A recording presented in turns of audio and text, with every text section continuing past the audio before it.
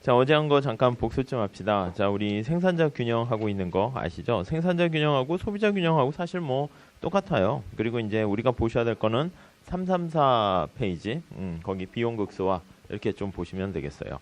그리고 이제 늘 그 공부 안 되실 때는요, 이게 큰 그림이 또 안 잡힐 때는 그 1차 공부긴 한데 객관식인데 그 목차 외우는 것도 한번 해보세요. 그 친구들하고 별건 아닌데 뭐 334의 비용극소화 페이지 있지? 뭐 이런 거 있잖아. 그래서 그런 거 알아두면은 쓸데없는 건데 그래도 그냥 뭐 공부하는 것 같은 느낌이 들어요. 최면을 걸어야 돼요. 아, 내가 살아있구나, 공부하는구나 이렇게 해요. 자, 우선 여기 보시면 자, 우리가 이제 그 소비자 이론하고 생산자 이론 보는 건데 소비자 이론은 이렇게 수요 곡선이죠. 그래서 여기 재화를 그냥 Q라고 쓰긴 할게요. 자, 그러면 소비자는 이렇게 뭐 기호를 쓰는 거죠. 자, 효용을 극대화하는 거예요. 아시겠지만은 맥시마이즈 효용 x제랑 y제 이렇게 있고 예산 제약식 얼마짜리 하는 x제랑 얼마짜리 하는 y제를 몇 개 사는가 이거고요. 그림으로 그리게 되면 이게 xy 재화가 이제 두 개죠. 예산 제약식 안에 우리가 선택을 할 수 있고요. 그 다음 무차별 곡선 이렇게 나타내요. 그래서 이제 균형점은 어떻게 됩니까 하면 버무려 가지고 최종 결론은 여기 같아지는 점인데 무차별 곡선의 접선의 기울기인 MRS XY랑 두 재화의 상대 가격인 PY분의 PX 요거였어요. 그 소비자랑 마찬가지로 생산자가 똑같아요. 그래서 생산자 이론은 공급 곡선을 도출하는 거다 생각하시면 되겠고요. 자, 이건 이제 원래 이윤극대화로 봐야 되는데 비용극소화로 볼게요. 첫 번째는 제약 조건이 당신 생산할 수 있나요? 이거요.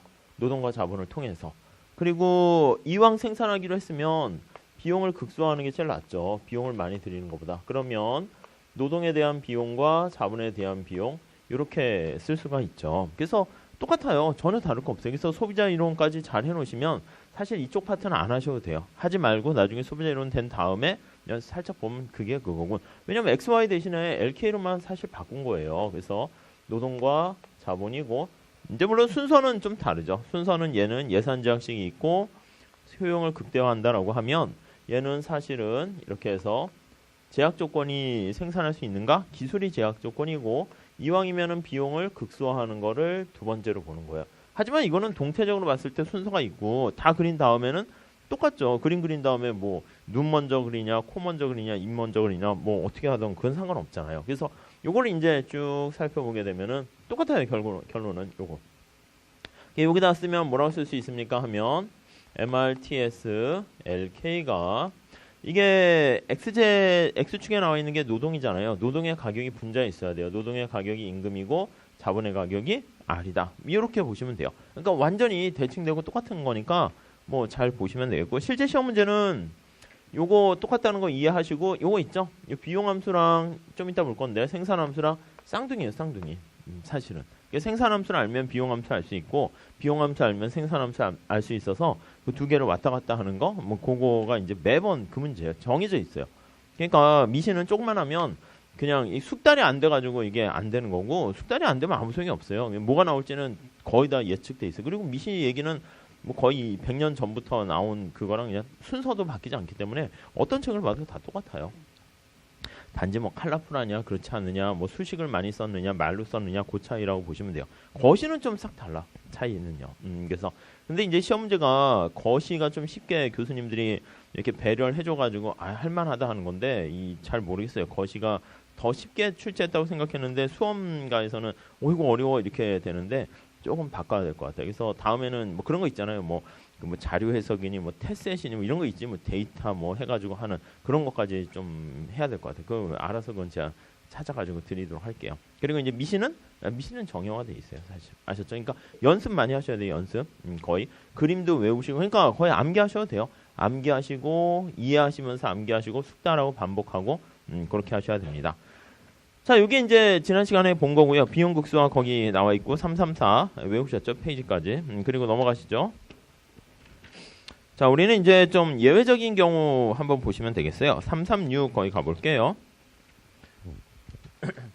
그래서 이제 요 예산 제약식에 해당하는 등비용선 할 때 요거요. 등비용선 요거는 똑같은 건데 요 생산함수에 따라서 이제 달라지는 거죠. 뭐 똑같이 다시 할게요. 생산함수가 만약에 Q가 어제 한 것처럼 L의 알파, 뭐 K의 베타 이렇게 돼 있다라고 할게요. 그러면 이제 요게 성립하는 거죠. 그냥 여기다 그릴게요. 똑같이 보기 위해서 L과 K고 이거 먼저 그릴게요. 근데 이거 먼저 그리면 맞추기가 좀 힘들어요. 어차피 이거 먼저 그렸다고 치고 이렇게 되는 거. 요거 알 수가 있겠고요. 만약에 이게 아니라 요거 연습해서 시험 문제 요거는 나오는데 여기 A점이라 합시다. 여기요. 여기 스몰 A점 이렇게 있다 합시다. 자, 여기서 어떻게 해야 됩니까? 라고 하면은요. 요 스몰 A점 잘 보시면 좀 작게 해도 되겠죠? 자, 이 등비용선이 R분의 W고 여기 등량곡선의 접선의 길이가 MRTS예요. 그러니까 MRTS가 LK가 R분의 W랑 봤을 때 요 접선의 기울기가 등비용선 기울기보다 작죠. 그러니까 이게 더 작아요. 그럼 어떻게 해야 됩니까? 라고 하면은 자, 분자에 초점 맞춰서 이게 노동에 대한 뭐라고요? 노동에 대한 한계 생산이라고 보시면 돼요. 노동을 하나 투입했을 때 얻게 되는 이득 MPL이라고 보시면 돼요. 자, 밑에는 모자이크 처리하시고 얘는 노동에 관련된 비용이고 얘는 모자이크 처리하시고 이렇게 되니까 자, 노동에 초점 맞추면 노동 하나 투입했을 때 걔한테 들어가는 비용이 얻게 되는 이득보다 비용이 더 커요. 그럼 노동을 줄여야죠. 그러니까 요것만 보시면 돼요. 노동을 줄이고 이렇게 되면 노동을 투입량을 줄이고 자본의 투입량을 늘려라. 이렇게 보시면 되죠. 그게 바로 여기로 가는 거예요. 여기 2점 대문자를 씁시다. 이렇게. 시험 문제는 요거 구하세요. 이렇게 됐을 때 어떻게 해야지 최적화 비용 극소화가 됩니까? 그게 이제 그냥 약간 난이도 이건 하예요. 그 다음에 이제 여기 보시면 생산함수를 좀 바꿨어요. 그게 이제 거기 보시면 336 보시면 되겠습니다. 자, 등량곡선이 L자예요. 그거는 레온TF예요. 그래서 둘 중에 작은 게 전체를 나타냅니다. 이렇게 할게요. AL과 BK 이렇게 돼 있고요. 등량곡선의 형태는 L자라는 거 알 수 있고 이거 두 개 같아질 때 하나가 생산돼요. 자, 다시요. 정리하면 L자가 되고요. 요거 두 개 같을 때 하나가 생산돼요. 그래서 AL에다가 BK가 됐을 때 생산량이 하나 쿵 이렇게 생기는 거예요. 같은 비율로 이렇게 잘 일정하게 투입돼야지 어느 한쪽만 증가해봤자 소용이 없다라는 거 잘 보시고 뭐 그림하고 같이 연결하셔야 돼요. 밑에 그림이 잘 나와 있네요. 왼쪽에 가보시면 자, 이런 식으로 등비용선 있고 여기 나와 있는 것처럼 등량곡선 이렇게 보시면 되겠죠. 그래서 이쪽이었죠. 이거는 약간 꺾인 부분이기 때문에 미분이 안 돼가지고 미분으로 푸는 게 아니라 요 등비용선 나와 있는 거랑 요거 특징 있죠. 파란 색깔 요 궤적이 여길 이렇게 지나가야 돼. 이렇게 해서. 그러니까 요 궤적과 그러니까 AL과 BK라는 요거랑 그다음 요 등비용선 식 정어죠. 예산선랑 똑같은 거. 따로 쓰지 않을게요. 그냥 이렇게 사실 쓰면 그러니까 등비용선 WL RK 이렇게요. 요거 두 개를 각게 놓고 푸는 거다. 이렇게 보시면 되겠어요. 요 만나는 점 찾으면 돼요. 식 두 개 해가지고 뭐 이거는 뭐 실제 풀어보시면 돼요. 간단하니까. 자, 책 볼게요.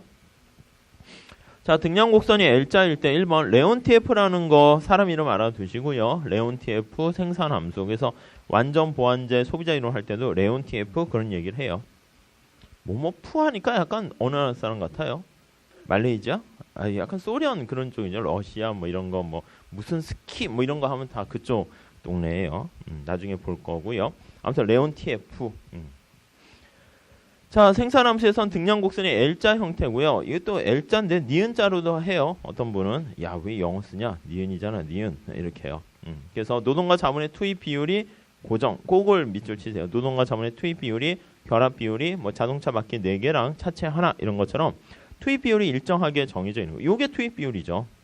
요거 여기다 써드리면 노동과 자본의 투입 비율이 고정. 이것만 아는 것보다는 이제 어떻게 고정됐는데 거기까지 알아야 되죠. 그러니까 요거 두 개 같을 때이다. 이렇게 보시면 되겠습니다. 자, 그러니까 2번 보니까 그러므로 생산자 균형은 그림에서 보는 거와 마찬가지로 항상 점선상이 있다. 점선이 이거죠. 같아지는 요 투입 비율. 그 이외에는 비용 극소화가 아니에요. 이런 점 하면 비용이 더 이쪽으로 와서 많이 드는 거죠. 그 정도 정리하시면 되겠고. 자, 다음에 이제 완전 대체제 형태 볼게요. 등량곡선이 우하향하는 직선일 때 이렇게 있습니다. 그래서 생산함수가 뭐 이렇게 할까요? AL 더하기 BK 이렇게 있어요. 자, 이거는 선형이라는 표현을 쓰죠. 자, 1번 봅시다. 생산함수가 선형, 예, 선형이라는 말 보시고 직선이라는 뜻이에요. 네, 얘는 곡선이고요. 얘도 직선은 아니지. 이게 꼬물러졌잖아요. 그쵸? 얘가 직선, 리니어다 이렇게 하고요. MRTS가 일정, 같은 말이에요. MRTS가 일정, MRTS, LK가 일정. MRTS, LK는 어떻게 구합니까? 다시 한번 봅시다. 자, 이쪽으로 할게요. 이쪽으로. 변두리를 빼시죠. 자, 그래서 이거는 MRTS는 분자가 MPL이고요. 노동이 관심이고 MPK고요. 이렇게 돼 있어요. 자, 그러면 이거 노동으로 미분하면 L로 미분하니까 K는 관심 없죠. 여기 L에 제로승이 있는 거예요. 그러니까 0이 내려가면 빵 해서 날아가는 거라고 생각하시면 되겠고 L의 제로승은 1이잖아. 1. 아셨죠? 그러니까 상수는 미분하면 빵이고요. L로 미분하면 A 이렇게 되고요. A. 자, K로 미분해요. K로 미분하면 여기는 K가 없잖아. 그러니까 상수니까 빵 이렇게 되고 K로 미분하면 1이 있는데 1이 내려가면서 빠지면 K의 0승이니까 1 돼서 B만 남죠. B. 요거 간단히 보시면 되겠죠. 그러니까 요걸로 일정한 거예요. 자, 그리고 그래프를 그려봅시다. 자, 이거 그릴 때는 수직축이 K로 돼 있으니까 K로 정리하시면 돼요. 그럼 K로 정리하면 자, 이거 K로 눈으로 해보세요. 암산 간단히 AL이 전리 넘어가면 마이너스 돼 있고 살아있죠. 그리고 B가 이렇게 나눠주면 B분의 A 이렇게 하면 되죠. 그래서 K는 마이너스 B분의 A, L에 더하기 B분의 얼마, 이렇게 생산량이 얼마 이렇게 주어져 있는 거죠. 기울기가 바로 요거죠. 얘가 바로 기울기 이렇게 돼 있어요. 여기 절편이고. 그래서 여기 보시면 기울기가 이렇게 있어요. 이게 등량곡선이에요. 등량곡선. Q 바 이렇게요. 네, 한번 책 다시 봅시다. 자, 1번에 등량곡선이 우하향하는 직선의 형태이다. 거기까지 오케이 됐고요. 2번 볼까요? 자, 그때 등량곡선과 등비용선의 상대적 기울기에 따라서 그 상대적 기울기 어느 게 더 기울기가 둘 다 기울기는 정해져 있죠. 등비용선도. 그런데 그거에 따라 달라지는데 밑에 나와 있는 거 보시면 밑에 나와 있는 건 조금 좀 그래요. 그 파란 색깔이 등비용선이고 생산량을 막 증가시켰는데 우리 하는 걸로 하면 먼저 이게 정해져 있어요. 100개 정해져 있을 때 여기가 선택점이면 굳이 얘기하면 여기까지가 우리가 선택을 할 수 있는데 비용 곡선을 찾아야 되는데 비용이 가능한 한 작게 되는 거잖아요. 그러니까 거기 보시면은 등비용선을 찾으셔야 되는데 거기 나와 있는 것처럼 등비용선이면 요점이 있다라고 할게요. 좀 등비용선이니까 가파르게 할게요. 완만하게 봅시다. 이게 파란 색깔이고요. 아니 빨강이고 이게 파랑이고 그다음에 이게 노랑이고 이렇게 하면은 자 다시요. 헷갈리시면 안 돼요. 어떤 게 생산함수가 어떤 게 비용함수인가를 보셔야 돼요. 이 하얀 색깔이 지금 생산함수예요. 요걸 달성해야 되는데 이게 빨강, 파랑, 노랑 세 개의 비용 곡선이 있어요. 근데 안쪽으로 갈수록 비용이 극소화되는 거잖아요. 그러니까 당연히 여기 빨강보다는 파랑이 더 낫고 파랑보다는 노랑이 더 낫죠. 그래서 이런 경우는 당연히 이게 접하는 건 아니고 그래서 여기가 비용 극소화 점이다. 요게 이제 시험장 가면 헷갈리기 때문에 일관성 있게 해주세요. 그래서 이쪽에서는 색깔 칠했죠. 여기 보시면은 우리가 선택할 수 있는 영역 예산선 색깔 칠했고 요거는 어디에 색깔 칠해야 되냐면 이걸 색깔 칠하면 안 되죠. 우리가 비용을 조정하는 거니까. 그래서 요걸 색깔 칠해야죠. 이렇게. 요걸 달성해야 되는데 이렇게 달성하는 것보다 이 안쪽 여기 넘어가면 우리가 생산할 수 없으니까. 그래서 살짝 그거만 좀 하시면 되겠어요. 자, 요 케이스 볼게요. 요 케이스는 어떻게 됐습니까? 라고 하면 그러니까 이게 제일 어렵죠. 이게 그래서 시험 문제 제일 어렵고 이게 시험 문제는 제일 복잡한 형태로 딱 봤을 때 느낌은 복잡한데 답은 제일 쉽게 풀려요. 되게 역설적이죠. 그래서 자, 이거 가만히 잘 보시면 자, 이게 노란 색깔이 R분의 W고요. 하얀 색깔이 MRTS예요. MRTS LK가 이거 그냥 보이셔야 돼요. 노동의 한계 생산 느낌이 이렇게 가시고 R분의 W보다 어떤 게 더 커요? 이게 하얀 색깔이 지금 요거잖아요. 노란 색깔이 기울기가 더 작아요. 그래서 부등호가 이렇게 돼 있는 거죠. 그러니까 이게 바로 뭐냐면 이거 반대잖아요. 딱 봤을 때 노동 한 명 투입했을 때 얻게 되는 이득이 굉장히 크니까 노동을 가능한 한 막 이렇게 많이 투입을 해요. 가지고 있는. 근데 여기까지 와도 역시 이게 변하지 않으니까 이거는 수평 쪽에 있는 노동만 투입한다. 그래서 K가 빵이다 이렇게 보시면 돼요. K가 빵이고 L만 투입한다. 투입하는 이게 이제 구석해다 이렇게 보시면 되겠죠. 요렇게요. 요게 요 케이스예요. 자, 그러면 다른 경우 한번 볼게요. 다른 경우는 MRTS LK가 부등호가 반대가 됐다 합시다. R분의 W 이렇게 되면은 분자의 노동 맞추면 얻게 된 이득이 작잖아요. 근데 이 경우는 구석해 아니면은 완전히 등량 곡선 상에 위치하는 거니까 이때는 K만 투입한다. 이렇게요. 네, 이렇게 보시고 하나만 더 할게요. 두 개 똑같으면 MRTS랑 LK랑 R분의 W가 똑같게 되면 이때는 어떤 걸 해도 상관없어요. 자, 그림 하나 그릴게요. 요거는. 자, 그리면 자, 이만큼 생산하세요. 100개를 생산하라고 주문이 왔어요. 그런데 등비용선도 요거랑 쭉 똑같이 만났어요. 자, 그러면 요 위에 어떤 점을 선택해도 다 상관없으니까 요 위에 다 똑같은 비용이 드니까 다 최적점이다. 이렇게 보시면 되겠죠. 그래서 여기다 써드리면 등량곡선과 등비용선이 접하면 아니면 MRTS랑 R분의 W가 같다면 이 완전히 겹쳐버리는 거예요. 접하면? 겹치면 이렇게 쓸게요. 죄송해요. 다 접하는 거니까 겹치면 자, 비용극소하는 최적점은 균형점은 무수히 많이 존재한다. 무수히 이렇게 쓰시면 되겠어요. 네, 이렇게 보시면 돼요. 그러니까 작년하고 차이가 나는 건 뭐냐면 그 전까지는 이런 거 안 썼어요. 이런 거 안 쓰고 자 이렇게 되죠 했는데 차이점이 뭐냐면 여러분들이 믿었거든요. 뭐냐면 이제 바로 복습을 하면 이게 무슨 말인지 아는데 또 이게 바로 복습을 안 하시는 데다가 이번엔 또 오후 수업 있는 경우도 있고 막 그러니까 나중에 하루 지나서 보면 이게 뭐지? 이렇게 돼요. 제가 그냥 시험에 나올 것만 딱 설명한다고 책도 이렇게 꼼꼼히 다 읽으면서 하지는 않았거든요. 이런 건 안 보세요 하니까 이게 뭐지 모르겠네. 책을 다시 볼까? 그러니까 혼자 또 독학하는 느낌이 돼버리는 것 같아서 그래서 여러분들 믿지만 조금 더 여기다 좀 이렇게 말도 좀 쓸 거예요. 말도. 그러니까 글씨를 제가 좀 빨리 쓰는 편이라 가지고 그래도 이렇게 좀 쓰고 어떤 분들은 옛날에 제가 들었던 어떤 분은 이제 글씨 쓰기가 좀 그러니까 초딩 글씨 같으니까 읽어줘요. 자 받아 쓰세요 해가지고 등량곡선과 하면서 이렇게 뭐 약간 그런 교수님도 있긴 했었는데 아무튼 이렇게 좀 할 테니까 좀 잘 정리 좀 해보세요.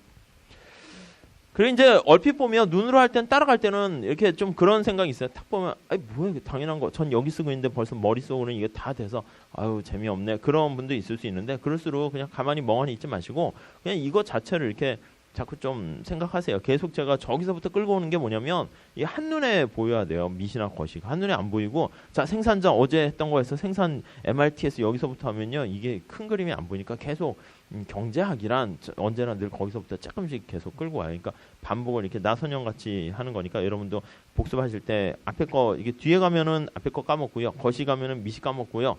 뭐 그렇게 돼요. 그러니까 앞에 책부터 넘길 때 중간 하는 것도 좋지만 앞에 다시 한번 목차 보고 이런 게 있었지 하고 탄력성 공식이 이거였군 다시 한번 이렇게 하세요. 그 복습하는데 얼마 걸리지 않으니까 아셨죠? 필기 해놓은 걸 보셔도 되고요.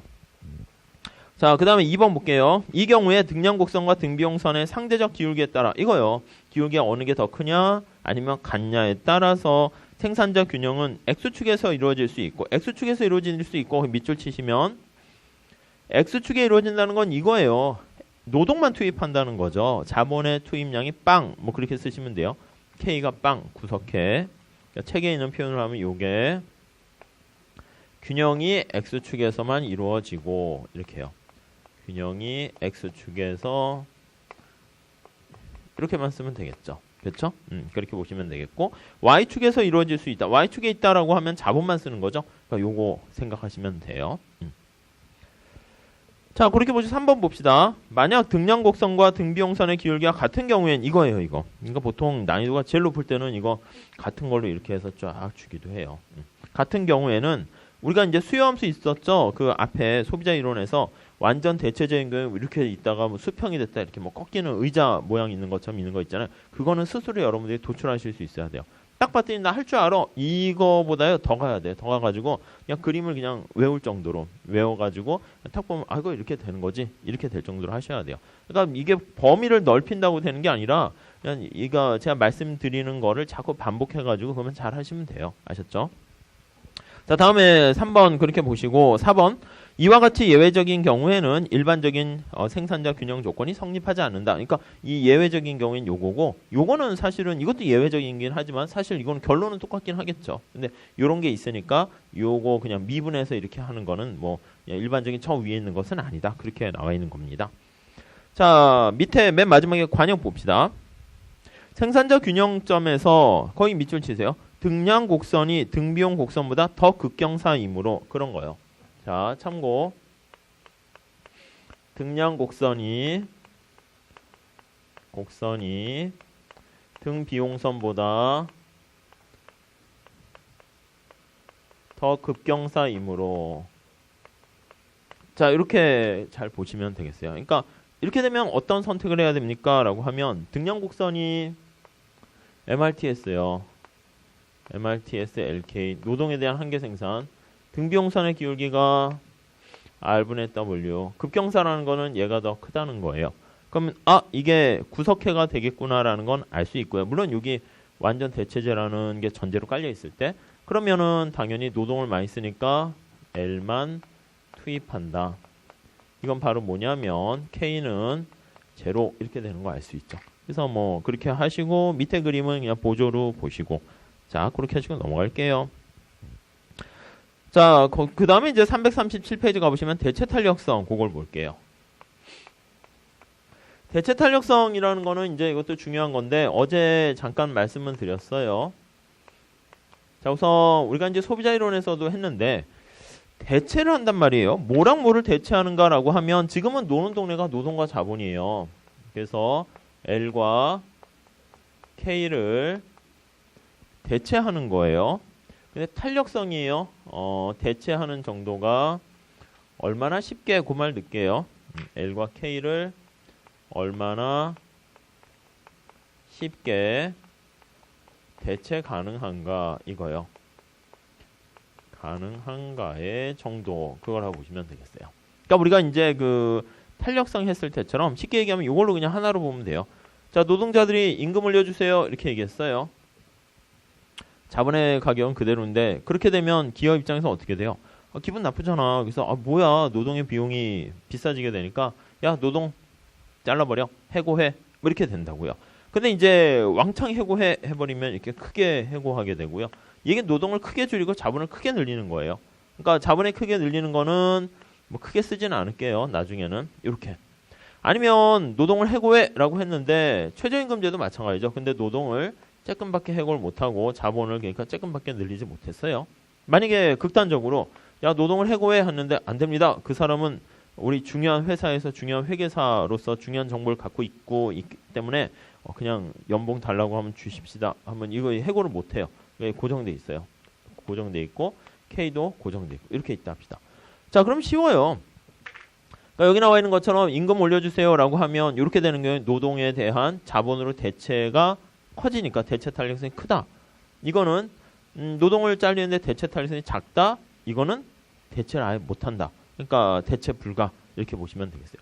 대체 탄력성 우리가 뭐 이렇게 시그마 같이 이렇게 표시를 하게 되면 요거는 대체 탄력성이 빵 이렇게 보시면 되겠고 요건 대체 탄력성이 작다 이렇게 보시면 되겠고 요건 그냥 작다라고 하지 말고 기준 잡을게요. 1보다 작다라고 하면 그냥 작은 거죠. 1보다 크다라고 하면 탄력적이다. 이렇게 보시면 돼요. 우선 용어만 잘 체크하시면 되겠고 문제 풀 때도 그냥 이걸로 풀어요. 아셨죠? 책에 나와 있는 거는 좀 복잡하게 그냥 기본적으로 설명은 돼 있고요. 자 1번 봅시다. 대체 탄력성은 생산 과정에서 한 생산 요소가 다른 생산 요소로 얼마나 쉽게 대체될 수 있는가 대체 가능성의 정도를 나타내는 측정 지표다라는 거 뭐 그냥 이렇게 막 읊어낼 필요까지는 없습니다. 살짝 느낌만 가져가시면 되겠고 2번 보세요. 대체 탄력성은 자 거긴 밑줄 치세요. 생산량을 일정 수준을 유지할 때 그리고 대체 효과 할 때도 그렇잖아요. 우리가 동일한 효용을 유지할 때 그거랑 비슷해요. 그래야지 순수한 효과를 끄집어내기 때문에 그래요. 그래서 노동과 자본 사이에 대체의 용이성 정도 이거요. 얼마나 쉽게 대체할 수 있는가 요거요. 그래서 여기다 다시 쓰면 대체에 대한 용이성 이거를 측정하는 거예요. 쉽냐 어렵냐. 얼마나 쉽게 이거 우리나라 말로 풀어서 그냥 쉽게 쓰셔도 돼요. 자, 근데 전제 조건이 뭐죠? 단 동일한 등량 곡선상에서 이게 있어야죠. 동일한 등량 곡선상에서 그게 바로 거기 나와 있는 생산량을 일정하게 유지할 때 이게 똑같은 말이에요. 그 밑에다가 써주시면 되겠죠. 이렇게요. 네, 그렇게 보시고요. 3번에 보시면 대체 탄력성의 크기는 등량 곡선의 형태랑 관련이 있다고 그랬잖아요. 바로 위에. 그래서 그게 등량 곡선의 형태가 뭐냐면 생산의 기술적인 특성 밑줄 치시고요. 등량 곡선의 형태랑 연결하세요. 화살표로 연결하세요. 저기 생산함수가 콥더글라스입니까? 레온티에프입니까? 완전 대체제입니까? 그냥 그렇게 표현되어 있는데 그게 바로 기술 수준과 관련되어 있는 거죠. 그래서 등량 곡선의 형태에 따라서 그게 바로 기술적인 특성 이렇게 보시면 되겠고 거의 얘가 나와 있죠. 산업별로 달라요. 농업의 경우에는 노동자와 농기계 간의 대체가 쉽게 비교적 이루어질 수 있는데 철강 같은 경우에 노동과 자본이 거의 대체가 어렵죠. 노동자를 어떻게 해서 철강으로 바꿀 수 있는 게 아니잖아요. 자, 정의 볼게요. 정의. 자, 정의는 다음에 두 가지 중에 하나로 정의된다 이렇게 나와 있는데 원래는 첫 번째 점띵에 있는 게 진짜 정의예요. 그렇게 하셔야 돼요. 근데 그렇게 하면은 좀 약간 헷갈릴 수도 있고 우리가 의미를 갖고 있는 거는 두 번째 정의가 좀 더 많이 활용될 수 있어요. 그래서 두 번째에다가 별표해서 그걸로 그냥 알아두시면 되겠어요. 자, 한번 볼게요. 대체 탄력성이란 거기 보시면 첫 번째 정의 밑에 박스에 나와 있습니다. 한계 기술 대체율의 변화율 그게 있고 요소 집약도의 변화. 어제 요소 집약도 했죠. L분의 K 노동과 자본을 얼마나 바꿀 것인가 그거예요. 그래서 분모가 MRTS LK가 얼마나 변했습니까? LK 이게 변화율 이렇게 있어요. 자, 이게 만약에 커졌다라고 하면 어떻게 돼요? 이게 변화했다라는 것은 자본 대비 노동의 한계 생산성이 얼마나 변화했는가, 증가했는가 그렇게 생각하시면 돼요. 그래서 노동에 대한 한계 생산성이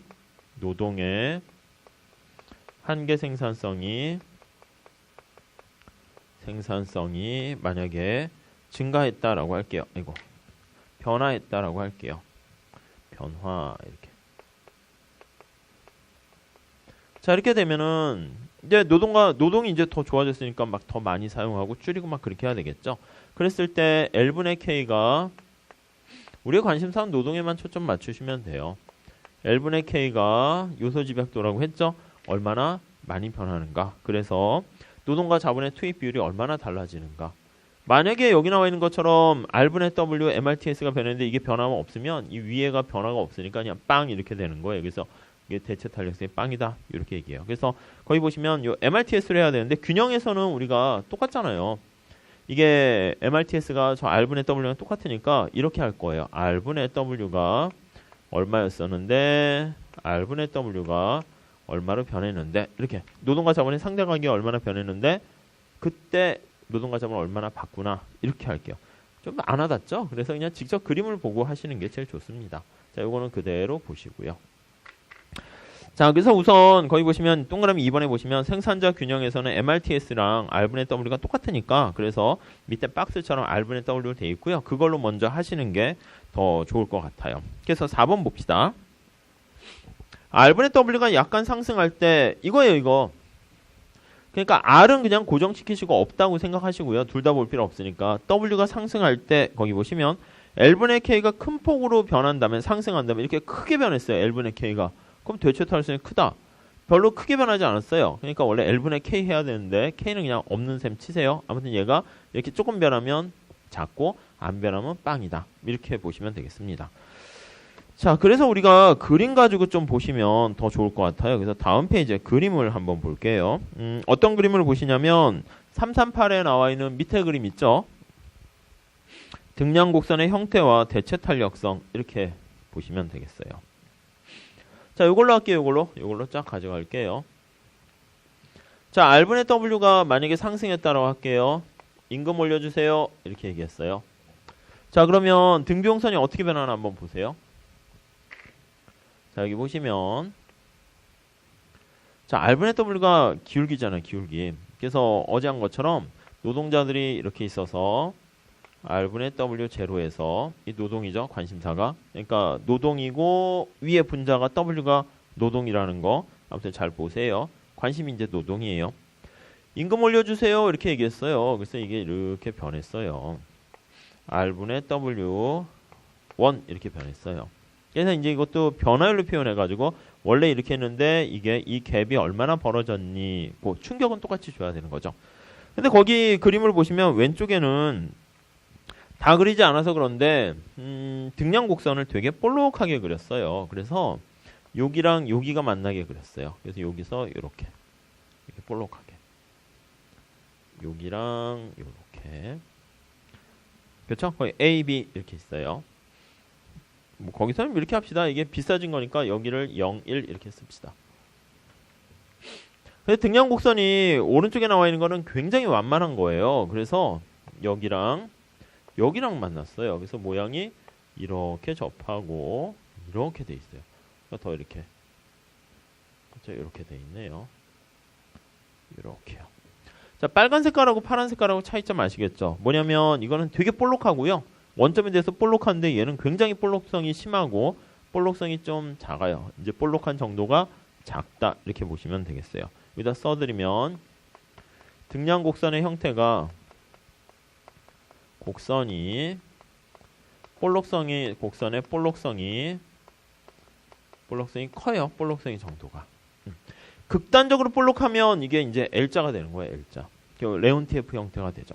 이게 더 완만해지면 우하는 직선 이렇게 되고요. 자, 그래서 비교를 해보면 한꺼번에 그린 거예요. 책에서는 그냥 여기가 뭐 A와 B로 할게요. 여기는. 자, 그럼 다시 한번 봅시다. 자, 노동의 가격인 W가 상승했어요. 그때 이전에는 요만큼만 노동을 채용했어요.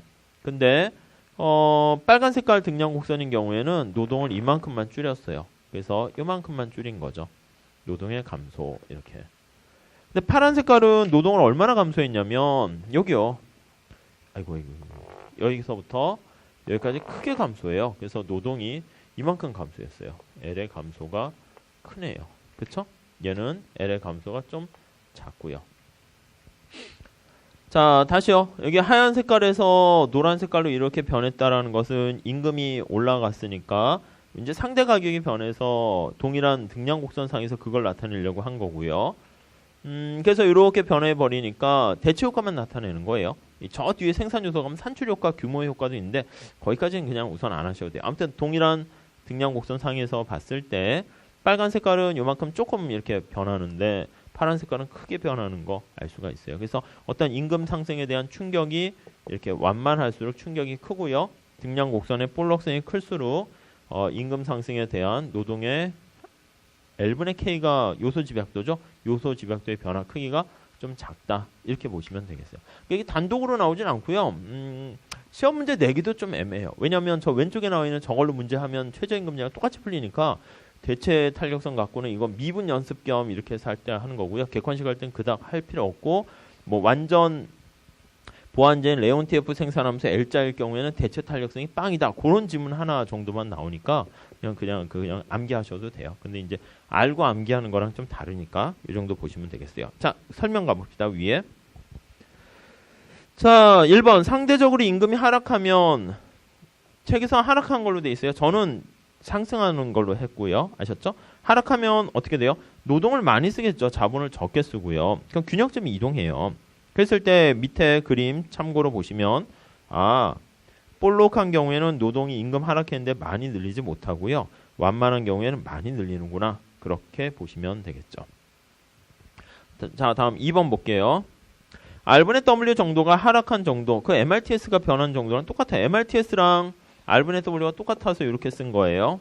그래서 동일하나 요소의 대체 탄력성 정도는 큰 차이를 보이네요. 그래서 볼록할수록 조금 변하는 거 알 수가 있고요. 3번 보시면 A에서와 같이 등량 곡선의 곡률이 큰 경우 거의 밑줄 치시죠. 곡률이 큰 곡률이 크다는 건 이게 볼록하다는 거예요. 그림 왼쪽에 나와 있는 것처럼 그림을 다 그리지 않아서 그런데 그래서 볼록 여기 그림을 지저분하니까 여기까지만 그린 거죠. 거기는. 그래서 볼록하면 볼록할수록 임금이 하락하더라도 노동 투입량은 별로 증가하지 않는 반면 별로 증가하지 않는 밑줄 치시고 비탄력적 이렇게 쓰시면 되겠죠. 임금이 하락했는데 별로 크게 늘리지 못하는 상황이에요. 자, 반면에 B와 같이 등량 곡선이 완만한 경우 완만에 동그라미 치시고요. 임금이 하락했더니 노동의 투입량이 대폭 증가한다.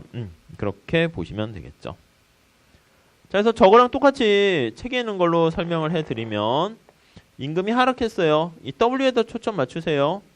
노동을 증가했는데 찔끔 증가했어요. 그럼 크게 변하지 않은 거죠. 그러면 대체 탄력성이 1보다 작다 이렇게 보시면 되겠고 자, 우리가 그 최저임금제 할 때인데 노동자들이 갖게 되는 노동소득은 증가해요? 감소해요? 이거요. 임금 하락한 것 때문에 증가하더라도 이게 노동소득이죠. 이 전체 값은 얘 떨어진 게 충격이 더 크니까 이게 하락한다. 이렇게 보시면 되겠죠. 뭐 그냥 그게 중요해요. 이게 아셨죠?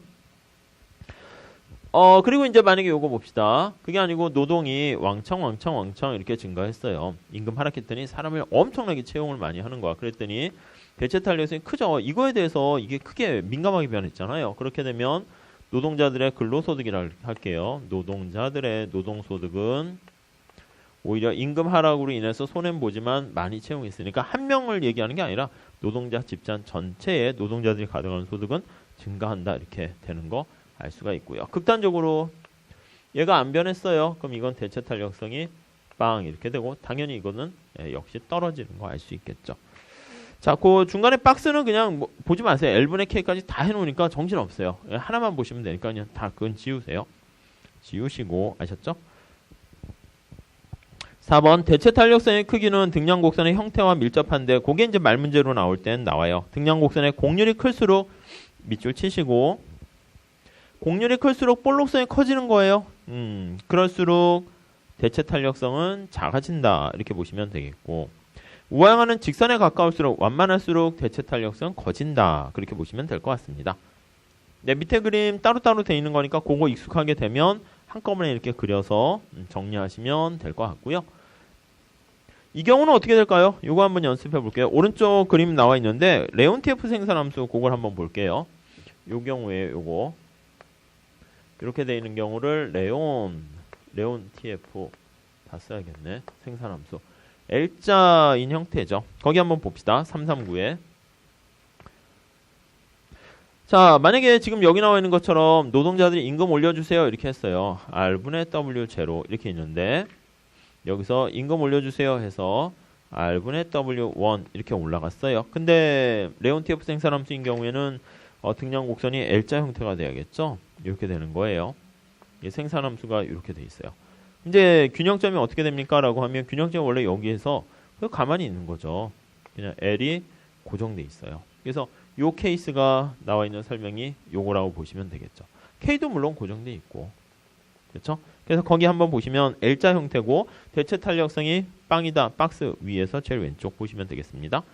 그리고 이제 콥더글라스 함수가 이제 요거 둘 다 콥더글라스 함수인데 곡률에 따라서 대체 탄력성이 다르고 선형은 어떻게 돼요? 선형은 극에서 극으로 왔다 갔다 해요. 그거는 이제 좀 약간 객관식 할 때 좀 보셔야 될 것 같아요. 뭐 어려운 건 아닌데 한번 봐 보세요. 자, 등량 곡선 거기 쭉 나와 있고, 그러니까 요거 보세요. 이쪽으로 가 보시면 이쪽까지 가야겠네. 여기요. R분의 W가 만약에 이렇게 있었어요. 이렇게 쌌어요. 쌌다가 여기서 시작하면 되겠죠.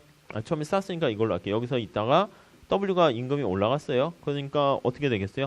이렇게 있다가 그 다음엔 이렇게 같아졌다가 그 다음 이렇게 돼요. 그래서 우리 책에는 어떤 그림만 그려놨냐면 요거랑 요거 두 개만 그려놓은 거예요. 그래서 이제 갑자기 이렇게 있을 때는 노동만 투입하다가 같아지는 순간을 지나서 조금만 변했더니 10원이라도 더 싸졌더니 K만 투입해요. 그러니까 극에서 극으로 확 변하게 되는 거죠. 그래서 그 그림이 거기 나와 있는 건데 그거는 그냥 좀 나중에 하셔도 돼요. 뭐 시험에도 그렇게 자주 나오진 않고요. 자, 그리고 결정 요인만 밑에 또 다시 보시면 등량 곡선의 곡률이 클수록이 L자에 가까울수록 그거예요. 곡률이 크다는 거니까 되게 뾰족한 거죠. 대체 탄력성은 작아지고 극단적으로 L자가 되면 완전 볼록한 거죠. 그렇게 되면은 탄력성은 빵. 곡률이 작을수록 직선에 가까울수록 대체 탄력성 커진다. 네, 그렇게 보시면 될 것 같습니다. 밑에 참고가 말이 참고인데 이거 중요합니다. 근데 문제 풀 때 이렇게 복잡하게 할 필요 없어요. 여기 보시면 이거 그대로 보시면 돼요. 밑에 박스 나와 있죠? 6번에 일반적으로 대체 탄력성과 요소 소득의 분배 관계는 다음과 같다. 그래서 1보다 큰 경우 볼게요. 1보다 커요. 이렇게. 그 임금이 하락한 걸로 했어요. 임금이 하락했을 때 얘가 크게 증가해요. 그러니까 탄력성이 큰 거고 노동자들이 가져가는 게 커진다. 그냥 뭐 그대로죠. 근데 밑에 이렇게 표로 하면은 막 뭐가 막 있는 것처럼 막 복잡해서 마음 한켠이 무거워요. 근데 간단해요. 우리가 골라내는 건. 물론 주관식이면 이렇게 하면 좀 그렇죠. 없어 보이잖아요. 답 이렇게 쓰면요. 뭐 틀린 건 아닌데 그냥 점수 주기 싫어요. 교수님들이. 그러니까 막 이렇게 써야 돼요. 이렇게 해서 뭐 R분의 W해서 표로 만들고 막 이렇게 하지. 해서 하지. 이렇게 하면. 근데 객관식이니까 그냥 바로 그냥 쉽게 이해해도 돼요. 자, 1번 봅시다. 자, 대체 탄력성 1보다 큰 경우 느낌 가져가세요. 커요. 이게 되게 민감하게 변하는 거예요. 감정이 막 기복이 심한 거예요. 여러분 시험 공부할 때 어떻게 돼요? 외부 환경에 대한 탄력성이 커야 돼요? 안 커야죠. 비가 오나 눈이 오나 미세먼지가 있나 없나 그냥 학원에 왔다 그냥 여러분들 그냥 슬프게도 공부하는 기계가 된 거 어쩔 수 없어요. 이 고등학교 때 중학교 때 많이 들어보셨는지 모르겠지만 어쩔 수 없어요. 그런 사람이 경험적으로 합격해요. 그러니까 무조건 아침 8시 반에 와가지고 그냥 좀 그날 어제 뭐 했지 보다가 수업 끝나면 밥 먹고 좀 슬프죠. 밥 먹고 단순화 시켜야 돼요. 근데 밥도 먹는데도 빨리 정하셔야 돼요. 정하신 다음에 그냥 1시간? 1시간씩 먹으면 안 되죠. 30분 빨리 먹고 그다음에 산책할 데가 없네. 그냥 파고다 공원 한번 이렇게 갔다가 다시 와가지고 2시에 들어와서 다시 앉아가지고 오후 수업 있으면 수업 듣고 없으면 그냥 공부 쭉 하시다가 아이고 6시에 또 밥 먹고 그다음 7시에 다시 들어와서 한 10시까지 공부하다가 집에 가야겠네. 집에 가는 지하철 시간이나 기차 시간도 대충 일정하잖아요.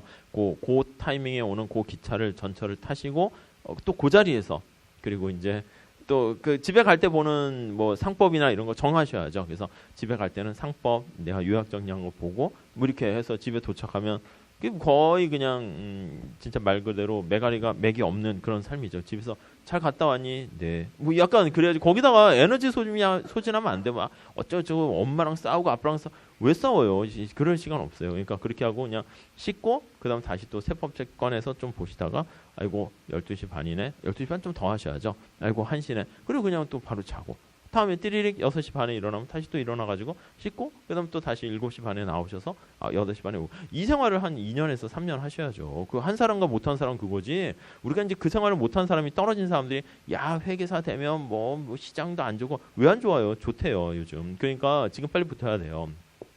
안진이 좀 이상해져서 그렇긴 한데 뭐 딴 데서 뭐 아무튼 그러니까 아셨죠? 그게 안 됐으면은 시험 볼 자격이 안 되는 거죠. 나름 고시인데 최소한의 그 경외할 정도까지는 아닌데 아무튼 붙은 사람들은 다 그 과정을 거친 거예요. 만약 중간에 내가 그 과정을 못 거치거나 아니면 만들긴 했어요. 로봇을 만들었는데 불량품으로 부품을 중간에 조립을 제대로 안 하고 나사를 볼트를 제대로 조이지 않으면 애매해요. 둘 중에 하나예요. 운이 좋으면 그게 이제 시험 검사하는 사람이 아이고 완성된 로봇이네 해가지고 합격 이렇게 하는데 나중에 이제 좀 약간 그럴 수 있고 운이 나쁘면 그게 이제 로봇가 삐그덕거려서 작동이 잘 안 돼요. 그럼 어떻게 해야 돼요? 다 해체해야 돼요. 그냥 다 처음부터 다시. 근데 처음부터 다시 못해요. 누가 사람이 어떻게 처음부터 다시 할 수 있겠어요? 회계 원리부터 봐야 되는데 안 돼요. 그럼 중간에 어디 좀 뜯다가 조립하면 그럼 이제 오히려 망가진 거죠. 그러니까 이게 어떻게 보면 실패한 사람한테 다시 할 수 있는 기회를 줘야 되는데 뭐 어쩔 수 없지. 그러면 아예 시험 종목을 바꾸셔야 돼요. 아예 세무사로 가든지 뭐 다른 시험을 가든지. 그러니까 여기서는 벌써 이렇게 도화지가 이미 막 지저분하게 막 물감을 칠해버려가지고 이거 어떻게 새 도화지에서 했으면 좋겠는데 뭐 할 수가 없어요. 그러니까 지금 처음이니까 이런 얘기하는 거예요. 나중에 가을쯤 객관식 갔는데 아니면 연말에 갔는데 저는 경제학이 이상해요. 뭐 회계학이 이상해요. 제가 봤을 때는 글렀어요. 처음부터 다시 이렇게 할 수밖에 없죠. 근데 아시죠? 그러니까 그거 반복하세요. 자, 다음에 그래서 거기 1번 그거 잘 보시고 자, 2번 볼게요. 그러므로 요소 상대 가격이 변화할 때 아무튼 이게 변할 때 노동과 자본 간의 소득 분배는 대체 탄력성 크게 따라 달라진다. 뭐 별 얘기는 없습니다. 그 밑에는 노동자가 가져가는 분배목과 자본가가 가져가는 분배몫을 이렇게 한 거죠.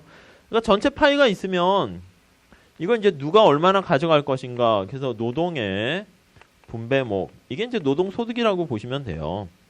노동자가 가져가는 게 이렇게 WL이고 자본가가 가져가는 분배목 이걸 보시면 이게 바로 RK 이렇게 가져가면 돼요. 전체 파일을 누가 더 많이 가져가는가? 보통 이제 전체로 해도 돼요. 우리는 요거만 노동이 증가하면 자본이 가져가는 게 줄어드는 거죠, 당연히. 근데 거기서는 상대적으로 표현하려고 RK 자본의 분배목 대비 노동의 분배목 그냥 그렇게 썼고요. 근데 우리가 이제 보려고 하는 거는 그 5번도 막 이렇게 뭐 해서 돼 있는데 그렇게까지 할 필요 없고 그냥 6번 표 보시면 되는데 6번 표도 그냥 이거 보시면 되고 그냥 이것도 그냥 요거는 예외적인 거 그냥 극단적인 거니까 요거 두 개 그냥 살짝 보시면 문제 풀 때는 전혀 지장은 없어요. 자, 그렇게 정리하시죠. 넘어갈게요.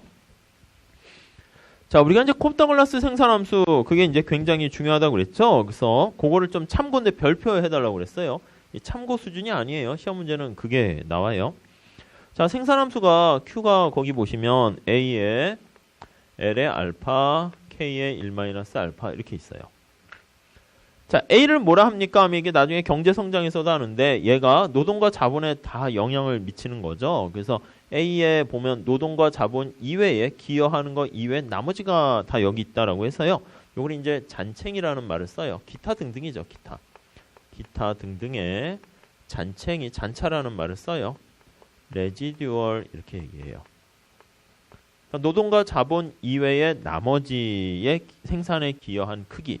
그러니까 여기다 써드리면 노동과 자본 이외의 투입 요소, 투입에 어떤 영향을 주는 거. 그러니까 보통 우리가 기술 이런 것도 중요하잖아요. 기술이 A에 들어가 있다 그래요. 그래서 우리가 기술과 관련된 변수가 기술을 나타낸다. 이렇게 보시면 돼요. 물론 기술만 나타내는 게 아니고요. 거의 나라마다 다르겠지만 뭐 제도라든가 뭐 여러 가지 뭐 법적 뭐 등등등 이런 것들이 다 요 A에 들어가 있어요. 근데 아무튼 기술은 A에 들어가 있겠거니 해가지고 보통 기술과 관련된 생산성 이렇게 얘기해요. 생산성의 의미에서 노동과 자본의 생산성을 다 증가시키는 영역이라서 요거는 이제 명칭이 있어요. 총 요소 생산성 이렇게 얘기합니다. 나중에 다시 나올 거예요. 경제 성장에서. 네, 그렇게 보시면 되겠고 뭐 토탈 팩터인데 프로덕티비티를 나타나는 거예요. 아무튼 그 A는 기술과 관련된 거고 요 노동이고 자본이고 뭐 알파 1-알파 이렇게 있습니다. 1번 볼게요. MRTS를 구해보세요. 이거 해보셔야 된다고 그랬어요. 1번 MRTS를 구해보세요. LK 이렇게 돼 있어요. 자, 거기 보시면 이게 노동의 한계 생산과 자본의 한계 생산이죠. 그래서 노동의 한계 생산, 자본의 한계 생산. 이거 자꾸 기계적으로 하셔야 돼요. 자, 노동으로 미분하니까 L로 미분하는 거예요. K나 A나 똑같아 보여야 돼요. 그래서 알파가 내려오고 알파에서 하나 빠져야죠. 그래서 알파 내려오고 A는 그냥 써주고 알파에서 하나 빠지고 K에서 1-알파 이렇게 돼 있고요. 다음 밑에도 마찬가지요. K로 미분하니까 이거 1-알파가 내려가요. 이제 베타로 하면 좀 더 좋긴 한데 책에 있는 거대로 하려고 해서 이렇게 노동은 그냥 써주고요. K는 여기서 이제 -1 해주니까 1 없어져서 -알파 이렇게만 남았어요. 끝에 가보면 이게 이제 1-알파 베타잖아요. 그래서 베타니까 1-알파분의 알파 이렇게 써 있고요. 여기 아이고 이거를 짠 요거끼리 할게요. 1-알파분의 알파 이렇게 하고요. 그 다음에 L분의 K 이렇게요. 그러니까 우리가 지난번에 본 것처럼 알파가 2분의 1이면 요거 2분의 1, 2분의 1이니까 이거 싹 지워지면 L분의 K에 영향 받는다. 그냥 그렇게 보시면 돼요. 그러니까 일반화되면 베타분의 알파, L분의 K 하면 되고 저기 1과 1, 2분의 1, 2분의 1 하면 그냥 L분의 K. 아무튼 L분의 K에 영향 받는다. 그렇게 보시면 되겠고. 그래서 관역 보시면 L과 K의 투입량이 모두 2배가 돼도 이게 L과 K가 이게 2배 올라가도 2 하면 이게 다 지워지잖아요. 그러니까 그 점에서 MRTS는 그러니까 2배씩 증가해도 MRTS 똑같아. 이게 동조적이다 뭐 그런 식으로 얘기를 했었죠. 자, 관역 보시면 두 번째 노동 투입량이 증가하고 자본 투입량이 감소하면 하나만 보세요. 노동 투입량이 증가하면 이렇게요. L이 증가하죠. 그럼 이거 전체는 감소하니까 한계 기술 대체율이 체감하게 되고요. 그거는 원점에 대해서 볼록하다. 그거는 그냥 등량 곡선의 의미니까 그대로 보시면 되겠어요. MRTS가 체감하면 MRTS LK가 거기 옆에 끝에 있죠. 체감하면 이거는 등량 곡선이 원점에 대해서 볼록하다 이 뜻이네요. 그렇죠? 네, 이렇게 보시고 다음 두 번째. 자, 이거는 나중에 암기하셔야 되는데 생산의 노동 탄력성, 노동과 관련된 탄력성이요. 요거 있죠. 요거 알파가 이게 밑에 4번에 보시면 노동의 분배율, 생산의 노동 탄력성, 네, 그렇게 돼요. 이 알파가 의미하는 게 뭐냐면 노동 위에 붙어 있어요. 그래서 이거는 노동 탄력성이라고 보시면 돼요. 노동 탄력성. 그 다음 전체 파이 중에서 노동자가 가져가는 노동의 분배 몫이에요. 분배목. 이거 암기하셔야 돼요. 분배목 비율. 그냥 분배율 해야겠네요. 전체에서 퍼센티지로 분배율. 이렇게 보시면 되겠어요. 그러니까 나중에 생산함수가 구체적으로 이렇게 있어요. 예를 들면 A 있고 L에 0.7, K에 0.3 이렇게 되면은 자, 노동을 하나 증가시켰을 때 생산량의 탄력성은 얼마입니까? 0.7입니다. 자, 전체 파이가 있을 때 노동자가 가져가는 분배 몫은 얼마입니까? 70%입니다. 되게 좋지 않아요? 그러니까 생산함수 이렇게 산정하면은 요 개수가 0.7이냐, 0.3이냐, 0.8, 0.2냐 이게 해서 1차로 이렇게 뭐 나오거나 그렇게 되면은 그거 갖고요. 탄력성도 알 수 있고 쉽게 알 수 있고 분배목도 막 분배율도 계산할 필요 없이 그냥 나와요. 그러니까 이게 또 현실에서 근데 또 되게 많이 설명력이 있다니까요. 그러니까 이렇게 콥다그라 생산함수가 시험에 자주 나오는 게 미분 연습할 때도 좋고 그냥 거기서 나오는 임플리케이션도 그냥 확실하고 그러니까 되게 유용한 거죠. 네, 그래서 요거 그대로 보시면 돼요. 자, 우선 그걸 아시고요. 계산은 해보셔야 돼요. 그래서 밑에 박스에 있는 거 지금 한번 해보세요. 자, 노동의 탄력성이에요. 그래서 이거 할 때는 여기 지울게요. 테스트를 배우죠. 네, 아무튼 여기 한번 봅시다. 자, 앞에 뭐라고 해야 되냐면 생산의 가로로 묶으세요. 생산의 요거 노동 탄력성. 자, 이거는 이제 뭐냐면 우리가 이제 수요의 가격 탄력성 그거 한번 다시 생각해 보세요. 가격이 변했을 때 수요량에 어떤 영향을 미치는가예요. 그러니까 이건 노동이 한 단위 변했을 때 충격 주는 게 노동이에요. 예, 그랬을 때 생산량이 얼마나 변하니 이렇게 된다고요. 거기 뭐 설명이 잘 나와 있는데 어떻게 써야 돼요? 노동의 변화율 이렇게 쓰시고요. 그리고 분자는 생산량의 변화율 이렇게 쓰셔야죠. 그러니까 노동이 한 단위 변했을 때 퍼센티지 변화로 표현해야죠. 그랬을 때 생산량이 얼마나 변화했니? 그냥 그대로예요. 수요의 가격 탄력성 가격의 변화율분의 수요량의 변화율. 그거 그대로 가져오는 거죠. 자, 그랬을 때 이거 식을 다시 쓰면 노동이 얼마나 변했습니까? 하면 L분의 델타 L. 이게 노동의 변화율이죠. 생산량의 변화율 Q분의 델타 Q. 이게 생산량의 변화율. 이렇게 된다고요. 그렇죠? 네 줄이나 차지하잖아요. 그래서 이제 이걸 두 줄로 쪼갰어요. 다시 쓰면 자, 이렇게 하니까 이 델타끼리 묶으면 델타 L에 델타 Q 이거고요. Q분의 L 이렇게 되고요. 여기까지 맞죠? 네, 거기 뭐 책에도 잘 나와 있어요. 아, 책엔 요거 설명은 없네. 자, 이렇게 돼 있으면 우리가 요게 뭔가 보세요. 요거요. 한계 생산 아니에요? 요거요. MPL 이겁니다. 한계죠. 노동 한 단위 변했을 때 생산량 이거 이 TP를 이제 미분한 거니까 MPL 마지널이고요. 다음에 얘가 뭡니까 하면 얘는 평균분의 1이에요. L분의 Q가 평균이니까 APL 분의 1 이렇게 된다고요.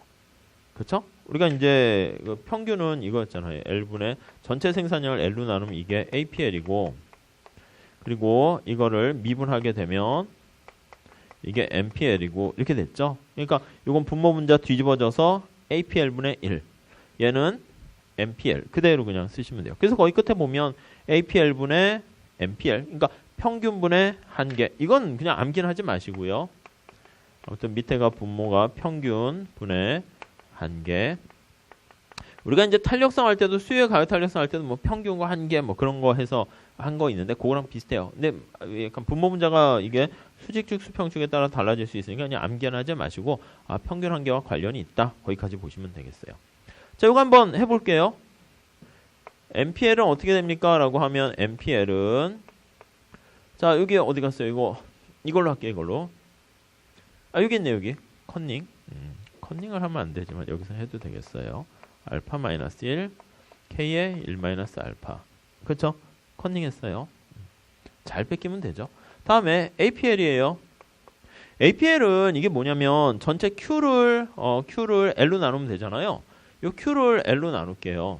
L로 나눠요. 그러면 이거 어떻게 돼요? 다시요. Q를 L로 나누면 Q 그대로 쓸게요. A, L의 저기 알파, K의 1 마이너스 알파. 여기 L이 이렇게 있죠. 이거 다시 쓰면 어떻게 돼요? 여기 보이시나? A, L의 알파, K의 1 마이너스 알파고 L 이게 L분의 1이니까 마이너스 1 이렇게 되는 거라고요. 그렇죠? 그래서 요거 하면 알파 마이너스 1 이렇게 되는 거 알 수가 있네요. 그래서 이거 그대로 쓰면 A에다가 그 다음 이제 분모이에요. 알파 마이너스 1, 1 마이너스 알파 이렇게 되죠. 그래서 L의 알파 마이너스 1, K의 1 마이너스 알파 이렇게 있어요. 요거 가만히 보면 평균분의 한계 하면은 다 지워지죠. 이게 싹 지워지고 알파 이렇게 나오는 거죠. 다시요. 이게 미분 연습할 때만 지금 하셔야 돼요. 지금 하시고 객관식 때도 별로 하긴 하지만 안 할 거예요. 그래서 해보고 나중에 이거 나오면 누가 이걸 해요. 야, 생산의 노동 탄력성 얼마야? 0.7이네. 그냥 그렇게 하는 거예요. 시험장에서 뭐 계산해서 하는 거 아니에요. 계산은 지금 해야죠. 지금. 자, 자본의 탄력성 역시 1-알파 0.3 보시면 될 것 같습니다. 네, 그렇게 보시면 되겠고 그럼 화살표 관역이 바로 그 얘기예요. 생산함수가 L의 0.6, K의 0.4로 돼 있으면 노동의 투입량이 1% 증가했을 때 생산량이 그 노동 위에 붙은 게 0.6이잖아요. 0.6만큼 증가한다. 이렇게 보시면 되겠어요. 다음에 4번 볼게요. 4번. 4번. 자, 노동과 자본의 분배율을 나타내는 거예요. 거기 보시면 자, 노동의 분배율이에요. 노동의 분배율. 자, 전체 소득에서 노동자가 얼마나 가져갑니까? 이거예요. 자, 밑에 보시면 총소득에서 노동이 가져가는 노동의 소득 크기 이거예요. 자, 여기 그림 하나 옆에다 그리시죠. 자, 우리가 지난 시간에 생산과 노동이 이렇게 했어요. 노동과 자본을 투입했어요. 생산 요소가 두 개만 있다라고 할게요. 그래서 이제 뭔가를 만들었죠. Q를 만들었어요. Q를 만든 다음에 이걸 시장에 내다 팔아서 돈을 벌어요. 그랬을 때 이걸 팔아가지고 생산해서 생산 가치로 돈을 벌어요. 물론 여기서는 이제 화폐로 하면 P를 곱해야 되는 건데 그랬을 때 이제 노동자한테 일부 대가를 지불하고 자본가에게 일부 대가를 지불해야 돼요. 그래서 노동에 대해서 지불하는 게 이거고 자본에 대해서 지불하는 게 요거다. 이렇게 보시면 되겠죠. 그래서 거기 식을 가만히 보시면 이 총소득이 Q예요. Q. 여기서 나중에 저 뒤에 생산 요소 할 때는 곱하기 P, 화폐 가치로 하는 곱하기 P에서 돈으로 표현할 수 있는데 P는 뺄게요. 명목 변수를 안 한 거고. 아무튼 이 전체 파이 Q를 노동자가 얼마나 가져갑니까? 이만큼 가져간다. 이렇게 보시면 돼요. WL. 그러니까 이게 거기 MPL이다 한 거는 뭐냐면 이게 뒤에 한계 생산 역설이라 해가지고 노동자가 받아가는 임금은요. 사실은 자기가 생산한 만큼 기여한 만큼 받아가는 게 효율적이라서 그렇게 돼요. 그거랑 MPL 요거 W랑 똑같죠. 왜냐면 우리 저쪽에 MRTS랑 R분의 W 똑같은 거고 생각하시면 돼요. 그래서 이게 노동소득이다. 이렇게 보시면 될 거예요.